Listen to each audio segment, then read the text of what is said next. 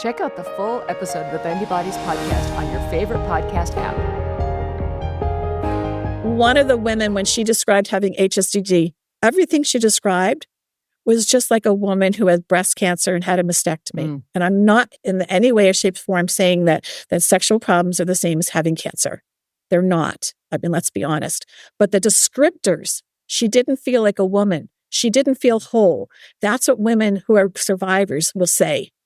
And to have such a powerful message from these women were, in their 20s and in their 30s and in relationships. One woman said to her husband, I'm not interested. Go have sex with somebody else. Just be safe.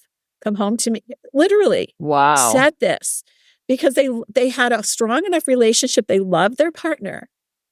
But if you had bad enough HSDD, it gets to the point that you actually will have touch aversion, because touch can lead to cuddling, can lead to kissing, can lead to sex. And you don't want sex either because it hurts or because you're not interested, whatever it is. And so you have, this is how relationships can get destroyed. So we have to remember that it's our choice. It's our body.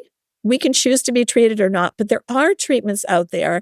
And if you feel you have something going on and it bothers you and you can't get help at home, just keep looking, because there's somebody out there that's going to help you. Go on the ISWISH website if you identify as a woman, and find someone that can help you, because there are people out there. Let me bring this back to Linda, and let me do another pop quiz with Linda. What are the 4 things that typically happen behind the low interest? What are the 4 things that typically explain low interest? So Sue mentioned neurotransmitter imbalance. So the flibanserin sort of lowers the high serotonin.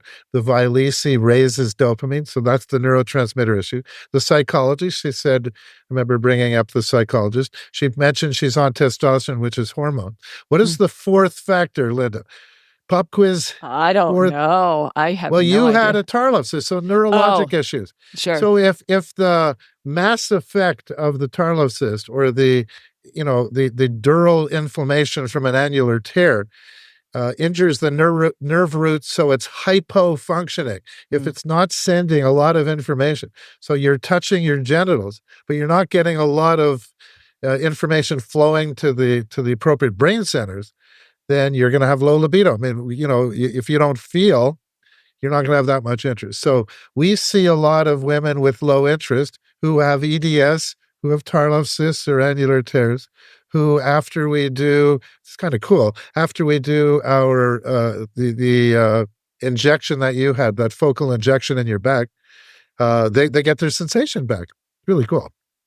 And if somebody has PGAD, or persistent genital arousal disorder, is that almost the opposite, or not really? It's not almost the opposite. It is the opposite. Instead of the annular tear or Tarlov cyst irritating the nerve root, causing the nerve root to be hypofunctioning, that's the libido, low sensation.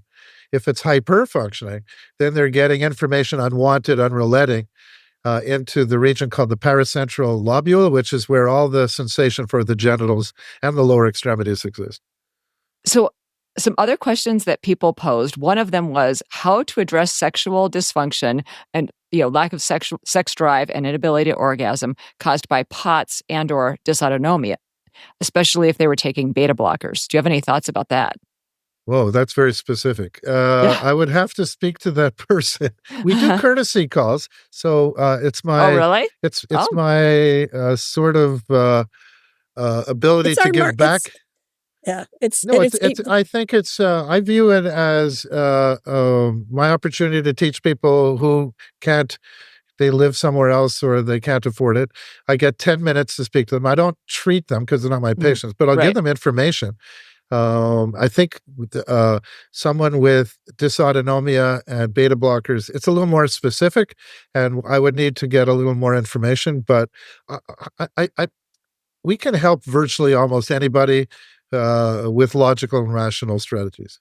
So we're not going to promise biopsychosocial. Okay. Right. We're not going to promise anyone that you're going to be 100% who you were before the problems. We can't necessarily cure somebody, but we can treat somebody so they can live. If you have, for instance, PGAD that's 9 out of 10, and we can get it down to 2 out of 10, you can function in this world. Some people we totally cure and some people we can't. So I don't want people to think that everyone walking through a door is going to leave, 100% who they were before they had their problem.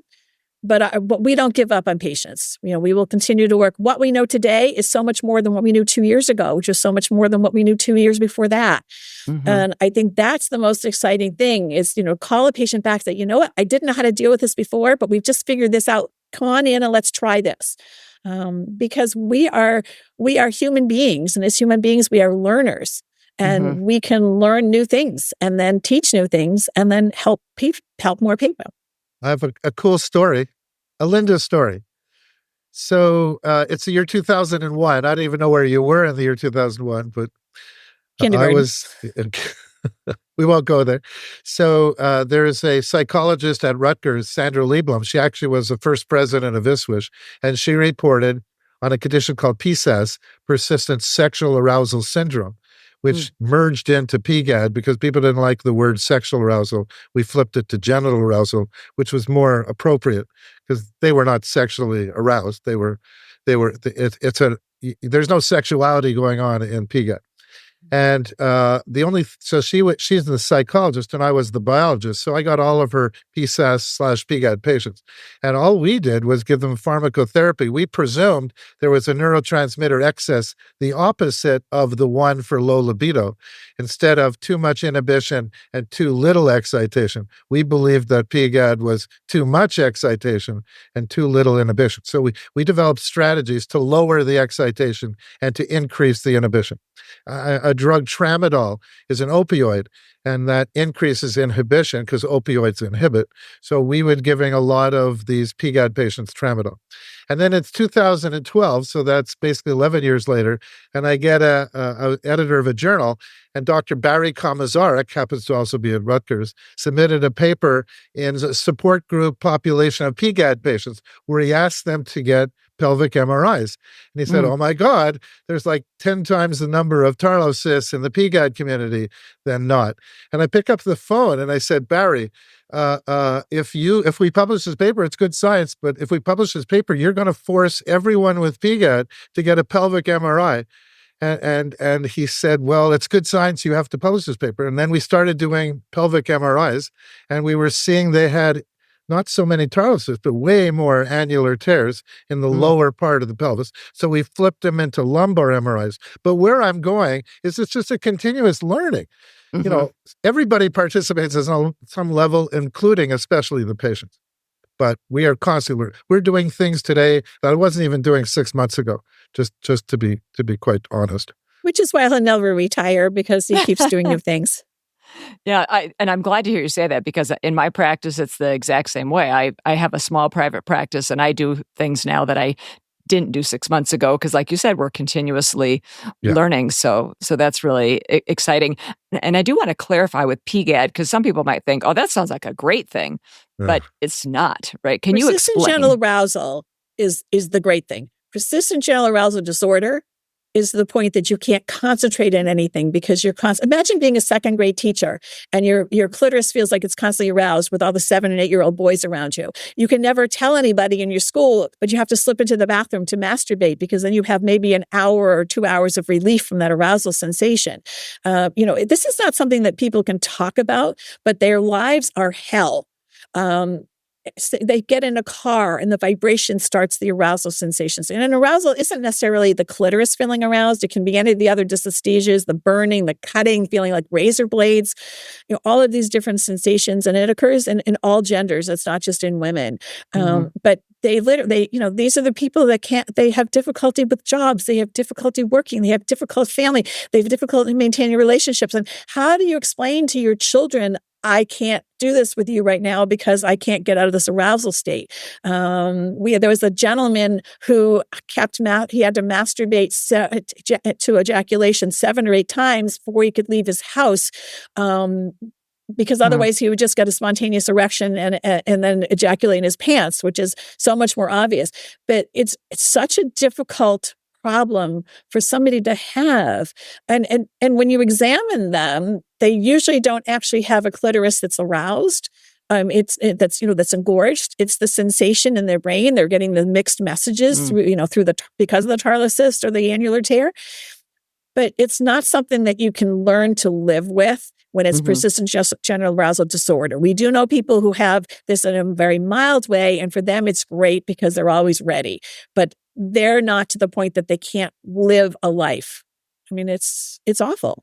I call PGAD the monster, and of all the conditions, I hate to say this conversation, but of all the conditions that I've seen in all the years I've been doing this, many decades, that's the one associated with the most suicidality.